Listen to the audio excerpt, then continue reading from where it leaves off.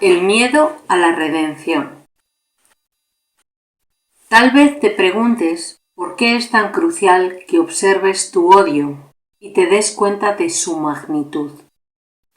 Puede que también pienses que al Espíritu Santo le sería muy fácil mostrártelo y desvanecerlo, sin que tú tuvieras necesidad de traerlo a la conciencia. Hay, no obstante, un obstáculo adicional que has interpuesto entre la expiación y tú.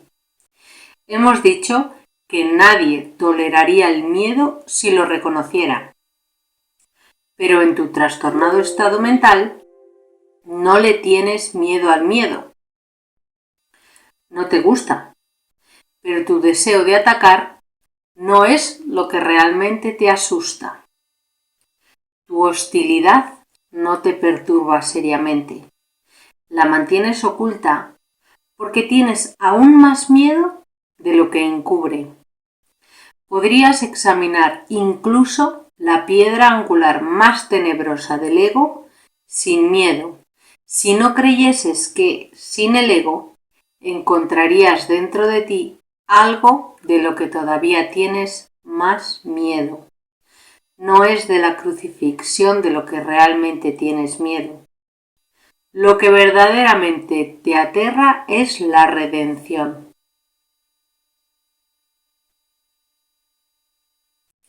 Bajo los tenebrosos cimientos del ego yace el recuerdo de Dios, y de eso es de lo que realmente tienes miedo, pues este recuerdo te restituiría instantáneamente al lugar donde te corresponde estar, del cual te has querido marchar.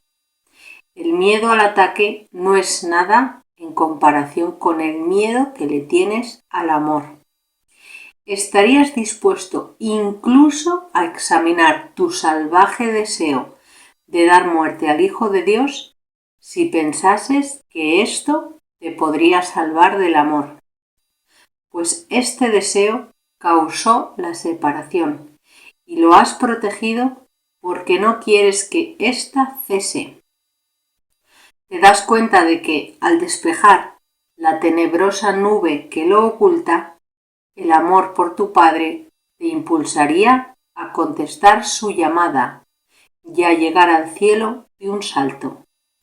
Crees que el ataque es la salvación, porque el ataque impide que eso ocurra, pues subyacente a los cimientos del ego y mucho más fuerte de lo que éste pueda ser jamás, se encuentra tu intenso y ardiente amor por Dios y el suyo por ti. Esto es lo que realmente quieres ocultar. Honestamente, ¿no te resulta más difícil decir te quiero que te odio? Asocias el amor con la debilidad y el odio con la fuerza. Y te parece que tu verdadero poder es realmente tu debilidad, pues no podrías dejar de responder jubilosamente a la llamada del amor si la oyeses, y el mundo que creíste haber construido desaparecería. El Espíritu Santo, pues, parece estar atacando tu fuerza, ya que tú prefieres excluir a Dios, mas no es su voluntad ser excluido.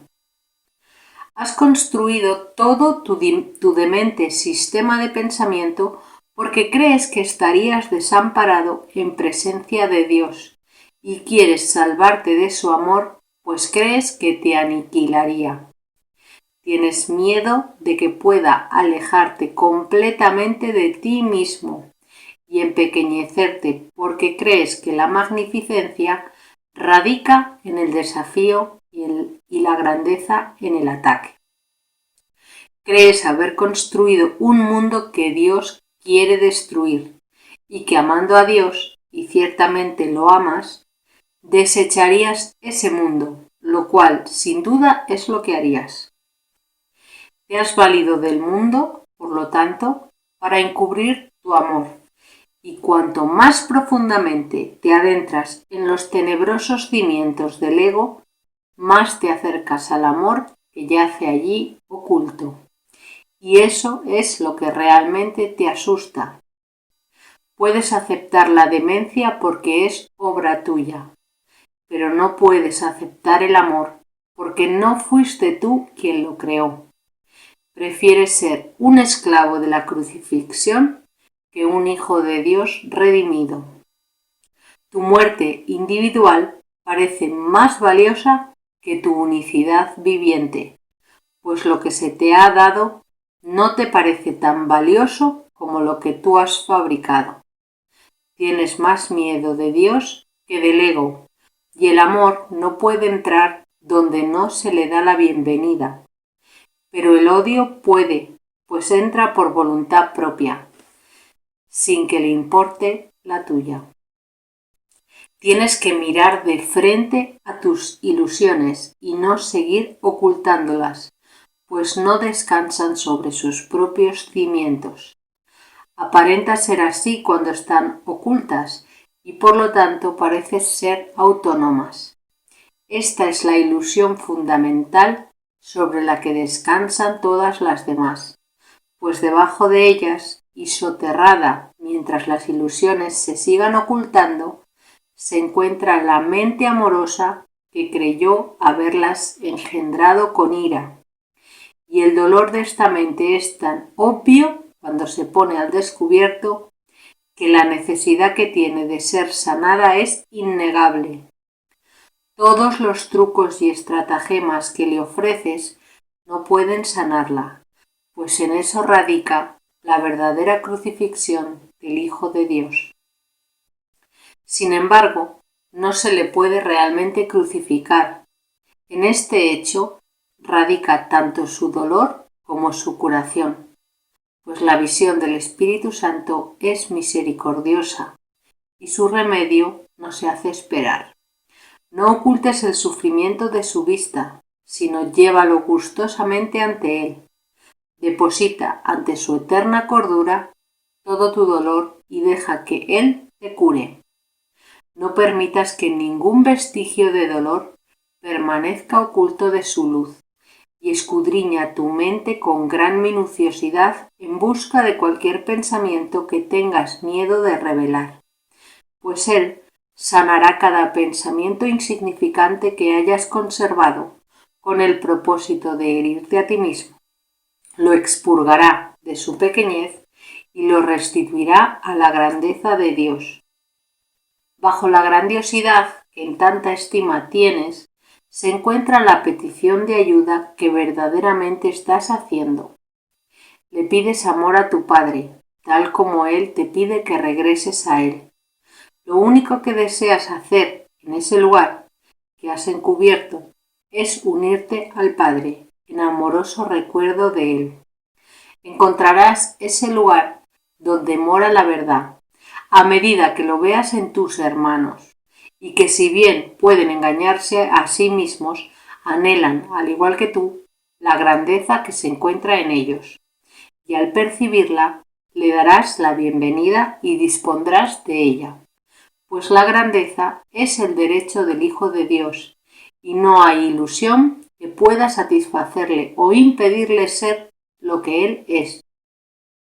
Lo único que es real es su amor, y lo único que puede satisfacerle es su realidad.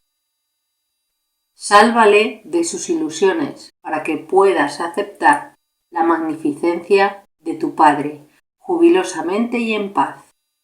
Mas no excluyas a nadie de tu amor, o de lo contrario, estarás ocultando un tenebroso lugar en tu mente donde se le niega la bienvenida al Espíritu Santo, y de ese modo te excluirás a ti mismo de su poder sanador, pues al no ofrecer amor total, no podrás sanar completamente. La curación tiene que ser tan completa como el miedo, pues el amor no puede entrar allí donde haya un solo ápice de miedo que malogre su bienvenida. Tú que prefieres la separación a la cordura, no puedes hacer que haya separación en tu mente recta. Estabas en paz hasta que pediste un favor especial. Dios no te lo concedió, pues lo que pedías era algo ajeno a él. Y tú no podías pedirle eso a un padre que realmente amase a su hijo. Por lo tanto, hiciste de él un padre no amoroso, al exigir de él lo que solo un padre no amoroso podía dar. Y la paz del Hijo de Dios quedó destruida, pues ya no podía entender a su padre. Tuvo miedo de lo que había hecho, pero tuvo todavía más miedo de su verdadero padre, al haber atacado su gloriosa igualdad con él. Cuando estaba en paz, no necesitaba nada ni pedía nada. Cuando se declaró en guerra, lo exigió todo y no encontró nada. ¿De qué otra manera podía haber respondido la dulzura del amor a sus exigencias, sino partiendo en paz y retornando al Padre? Si el Hijo no deseaba permanecer en paz, no podía quedarse en absoluto, pues una mente tenebrosa no puede vivir en la luz y tiene que buscar un lugar tenebroso donde poder creer que allí es donde se encuentra, aunque realmente no sea así.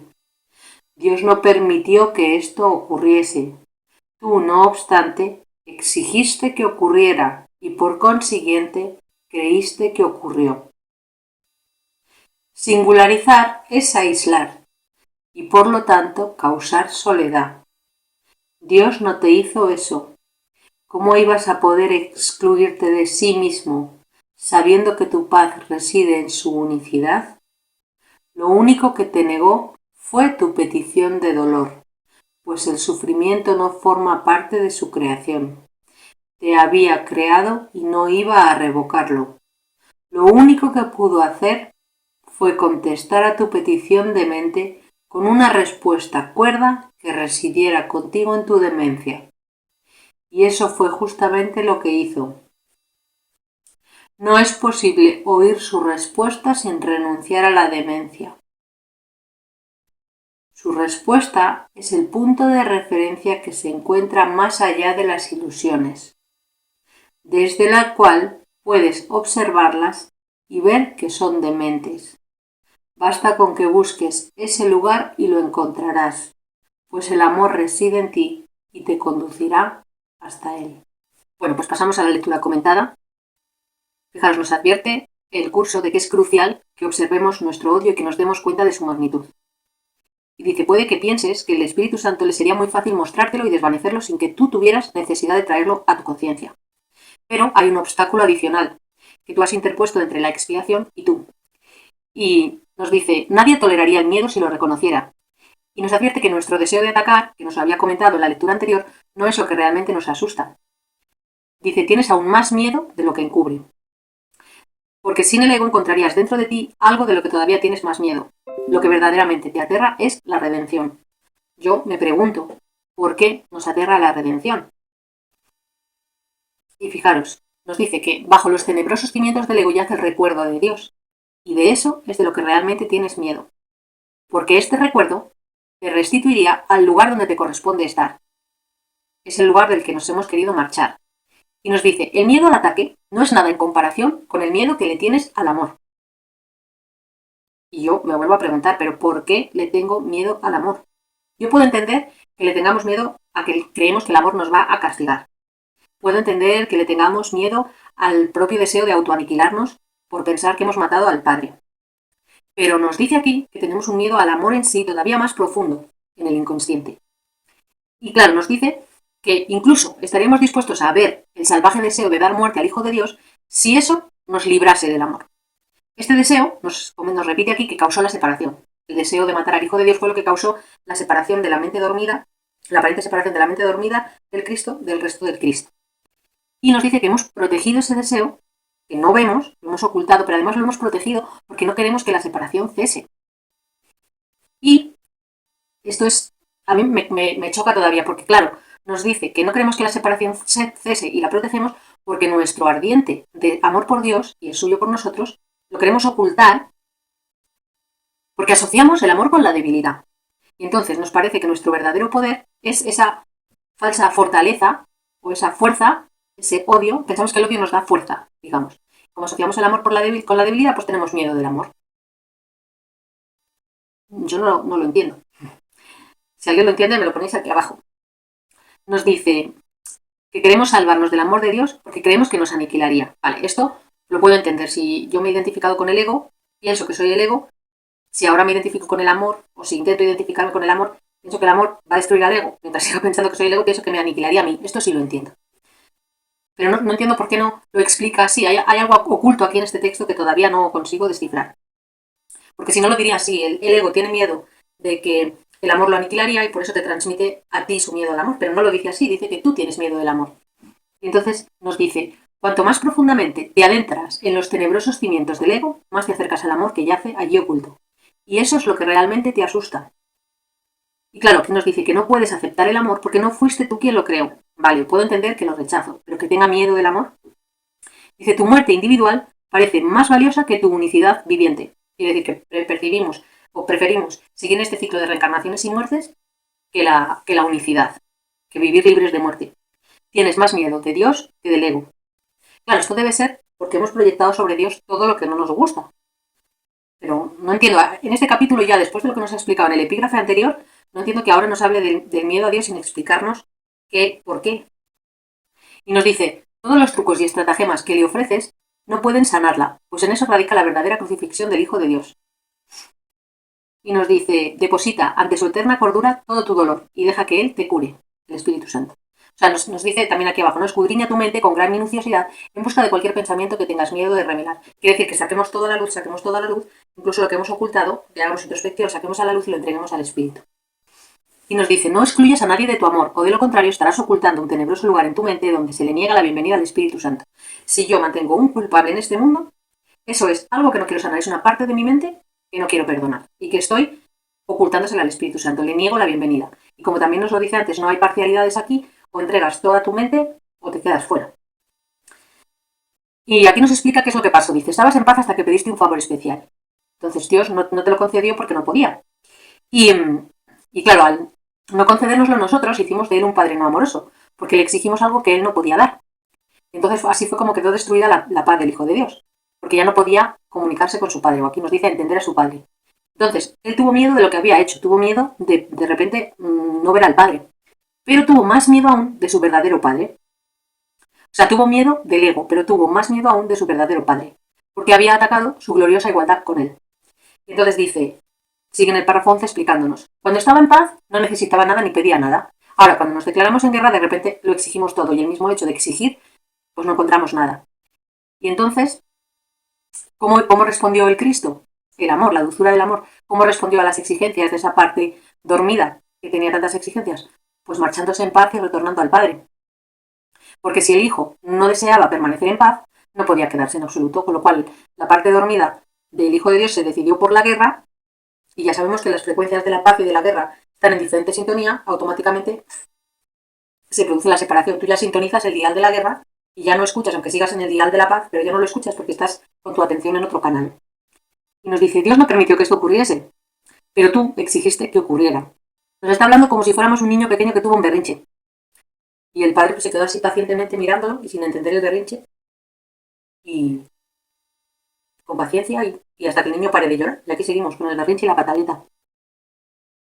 Y nos dice que no es posible oír la respuesta del padre sin renunciar a la demencia. Claro, si nosotros estamos en plena pataleta llorando y berreando, hasta que el niño no se calma y recupera la paz no puede escuchar al padre que dice que todo está bien. Pues la verdad es que esta me ha parecido una lectura complicada. Ha habido algunas cosas que no logro entender de dónde vienen o por qué suceden. Por qué nos dice que tenemos miedo al amor, pero que más adelante seguramente lo explique, aunque ya he leído varias veces el texto, pero a lo mejor esa explicación, igual que me pasó con el epígrafe 2 de este mismo capítulo, que no lo había entendido con tanta profundidad como ahora, después de haber leído el libro de Ausencia de Felicidad de Kenneth Wapnick, y ver cómo Jesús les explica a Helen y a Bill sus estrategias de represión y de disociación respectivamente. Entonces fue que al leer de nuevo el capítulo 13 y al intentar explicarlo, cuando de repente cobró más sentido. Pero esta parte no, la verdad es que no he entendido tanto como me gustaría. Así que bueno, si alguien tiene algún comentario, me gustaría compartirlo, explicarme alguna cosa de la que yo no me haya dado cuenta, ponedmelo por aquí abajo en los comentarios, porfa. Gracias.